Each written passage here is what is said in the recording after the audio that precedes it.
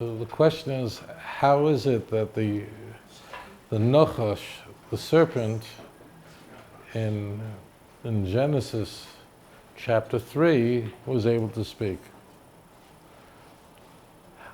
So on the surface, this doesn't seem to be a very interesting question.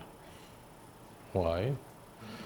Because the world is filled with millions of creatures. As it turns out today, only human beings could speak a language. It's true, of course, birds could chirp and they could figure out, dogs could bark and they could figure out, but it's not a language. They're not speaking like we speak. Of all the creatures in the whole world, only human beings could have conversation. And not only can we speak, but we know from science that it's innate, it's built in, it's natural. It's as natural to speak for a person, not to write. Writing you have to learn, but speaking is part of our, it's like seeing, it's something built into our brain. So the fact that there would be a second species on Earth that also could speak out of so many shouldn't be a problem, shouldn't be a difficulty. Why wouldn't there be another species that would have this power of language?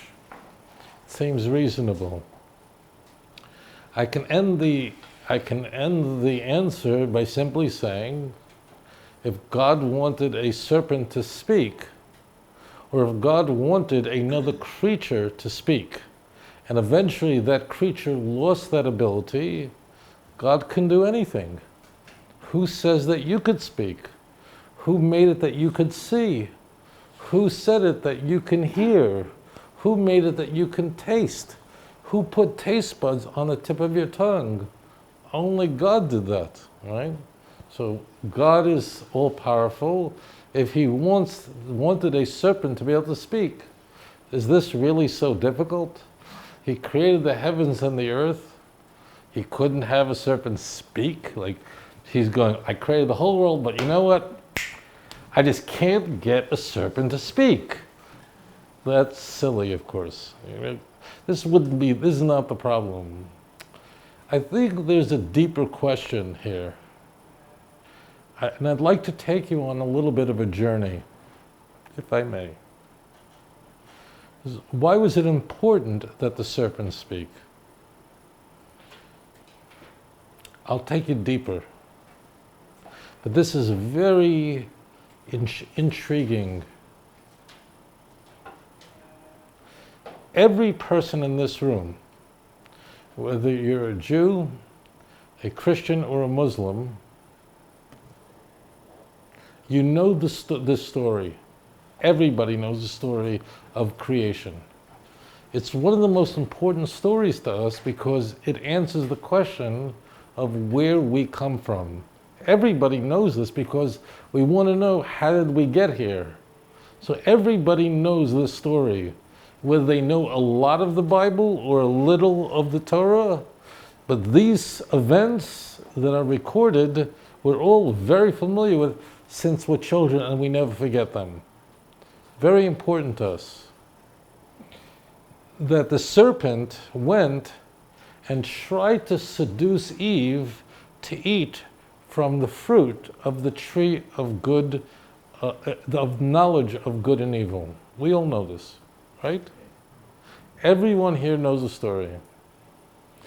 But because we learned this story when we're children, we sometimes don't ask the most simple, fundamental questions. Because when we heard the story, we were kids, we were children. And the question is, why did the snake want Eve to eat from the tree of knowledge of good and evil? Why did the snake want to do this? Do you understand the question? The question is what was the serpent's motive? And most people are not sure. Like, we read the story, but Like, why did the snake, the serpent, want to create such a problem? Do you understand this question? What was the snake after? Why was it so important for the serpent to try to get Eve, to trick her into eating from a tree that was forbidden to her? Do you understand this? It's very simple. This is a very big question. And it's very rare that people ask this important question. We could maybe figure out why people did other things that were not correct, but why did the serpent do this? Now, let's talk about what we're told about the serpent. Could anyone tell me about the serpent? Well, it's an animal that was the most intelligent animal, the most intelligent creature of all the beasts in the field. The Torah tells us that. Okay? It is extremely intelligent. 1. 2. The serpent had feet. It could walk. I don't know if you know this, but snakes to this day have the muscle structure under the skin for feet. They don't have feet. They don't use it for anything. It's there for a sign that there was once feet there. Any person who studies snakes knows this. A snake has under its skin, a snake on land crawls on its belly. That's how a snake moves. It doesn't need anything else. And it moves very well. But there are unneeded, unnecessary, under the skin structures for feet that aren't there. Every snake has this. So we're told in the Torah another thing about this creature, and that is, its number one was the most intelligent of all the animals, all the creatures in the field. 2, it could walk. 3, it could talk. Now I want you to stop and think. If I tell you that there's a creature that could walk, talk, have a conversation, and is highly intelligent, what does that creature sound like? Sounds like a human, doesn't it? What we really have is an animal, a creature, that has the features of a human being. It can walk, it can talk, it can think, and it can reason. Animals can't do that. A dog wants food, but it can't go and negotiate, and it can't do that. So what we really have in view is a creature. It's an animal, but it is basically very much like a human being. Okay, this is interesting now. What happened in the Torah immediately before the serpent tried to seduce Eve and to make her sin? Does anyone remember what happened right before? And most people don't. But if you go to the Torah where the serpent begins to try to get Eve to eat from the tree of knowledge of good and evil, which was forbidden, do you know what the last event before that is? So the last thing that happened is something so strange. We are told by God in the Torah that the Almighty Adam was created alone, only one man. And the Almighty this is in Genesis chapter 2, verse 19 and 20, that God brought all the animals in front of Adam. He looked at them. He saw their soul. He saw what their true nature is. And he said, He gave them a name according to their nature. He gave them the Hebrew names that we have. He looked at the animal, he said, okay, this is a dog. It's Kelev, which means all heart. Yes. But he realized that although he understood the nature of these animals, we can't get married. There's not going to be a relationship here. I cannot connect to them. They're all animal, no soul. And then he felt very, very alone. He was alone in the world. He had no one else. He had no one to love. He had no helpmate. And when he realized this, God put him into a sleep, and then from his body took a bone, took a part of his body, and created a woman that was just right for him. Isha, a woman. Okay, now I think you may start to figure out why the snake, the serpent, was not happy.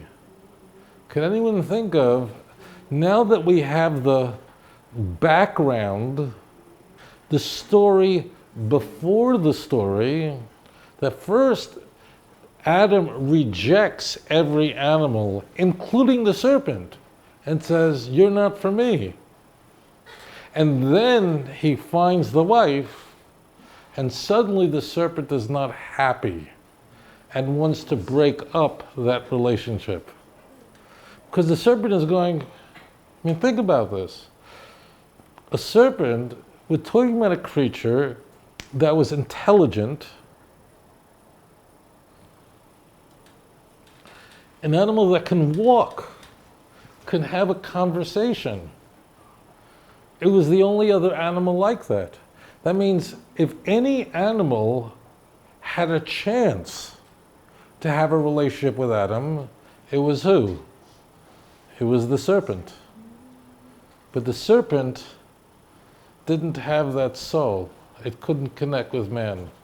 It, yes, could talk, intelligent, and walk, but didn't have that soul.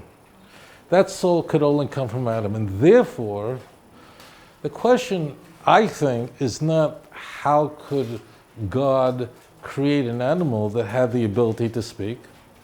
As it turns out, if God created the heavens and the earth, he certainly could have created another creature that has the power of speech, and he did. But what we're more interested in is, why was it important that the serpent can speak? And what was the motive of the serpent? The motive of the serpent was to destroy this relationship between Adam and Eve, to destroy Eve by getting her to eat from a tree that was forbidden to her. And ultimately, the serpent was successful to some degree, of course. But ultimately, the serpent was lost all of its qualities, all of these powers. Today, it was cursed. It was told, you'll crawl on your belly, no more feet. We still have, you could see that it once had feet. All scientists will tell you, study snakes, you can look it up, you can study about it. No more talking, no more this ability. And in fact, you will never need me because you're just animal.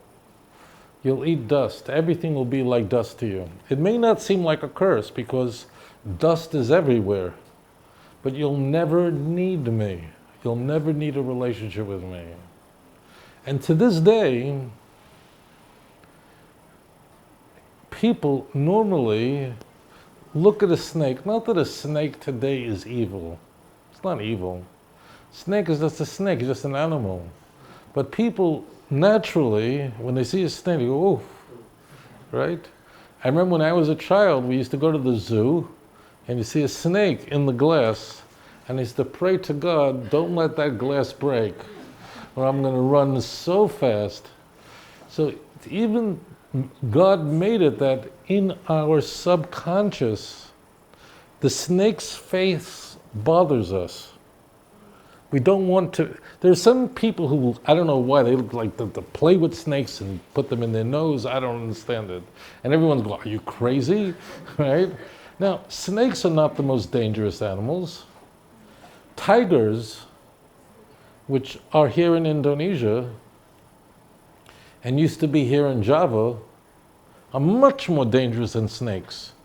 If you had to be in a room with a snake or a tiger, you would much rather with a snake than a tiger, right?